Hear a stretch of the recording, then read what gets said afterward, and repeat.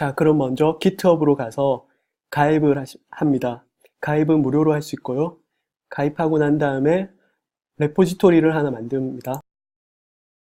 이름은 원하는 이름으로 하셔도 되고요. 자, 저는 이 이름으로 만들겠습니다. 네, 저장소가 만들어졌고 여기로 로컬에 있는 파일을 업로드 시키겠습니다. 자, 저희의 로컬로 가서요. 제일 먼저 git를 설치합니다. 설치가 되었고요. 그 다음에 로컬에서 소스 코드를 관리할 레포지토리를 하나 만드는데요. 위치는 CV 렉처, 여기가 저희 장고 사이트가 있는 폴더인데요. 여기에서 만드는 것이 좋을 것 같습니다. 그래서 여기서 포지토리를 만들어라고 했습니다. 자, 이제 만들어졌고요. 그 다음에 이 레포지토리를 관리하는 관리자를 등록합니다. 이름은 저는 CV 렉처로 하겠습니다. 그리고 이메일 주소는 자기 이메일 주소를 써주면 됩니다. 그렇게 했고요. 그 다음에 레포지토리에서 저장하고 관리하고 싶지 않은 파일을 등록할 수 있습니다.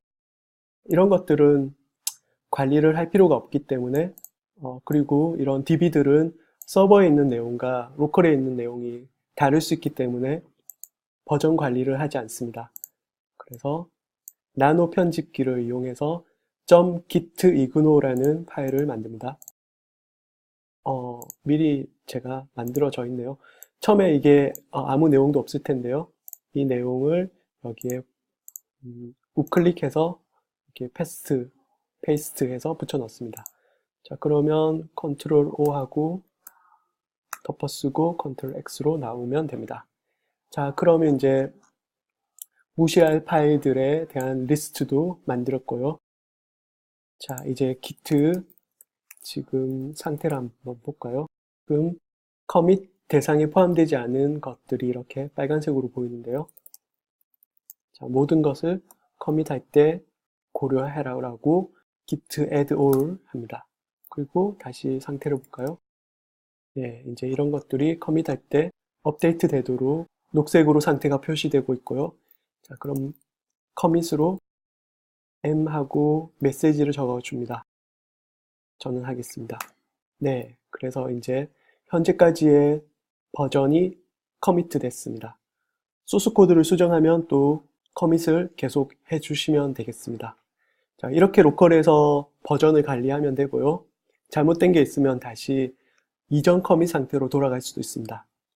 자, 그런데 저희는 서버로 소스 코드를 업로드하길 원하죠.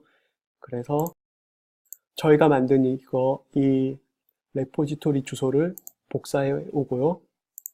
그 다음에 원격지를 여기 등록해 줍니다.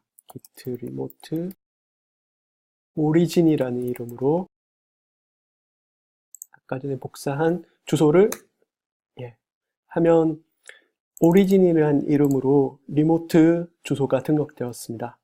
자, 그 주소로 소스 코드를 업로드 하겠습니다.